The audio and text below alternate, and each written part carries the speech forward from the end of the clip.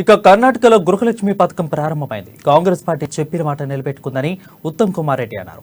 తెలంగాణలో ఉద్యోగులకు పాత పెన్షన్ పథకం ప్రకారం అమలు చేస్తామని హామీ ఇచ్చారు.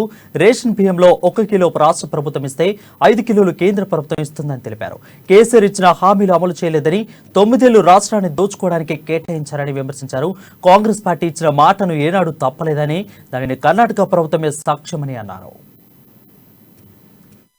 ఒక అవాస్తవమైన మాట చెప్పారు. దాన్ని ఖండిస్తూ మేము వాస్తవం మీకు తెలియజేస్తాం. కర్ణాటకలో ఎలక్ట్రిసిటీ సప్లైలో 200 యూనిట్లు 200 విద్యుత్ యూనిట్లు నిరుపేదలకి ఇప్పుడు ఉచితంగా సప్లై చేయబడుతున్నాయి. ఇది guarantee number 1. Already assurance fulfilled. Free bus pass to all women in entire Karnataka.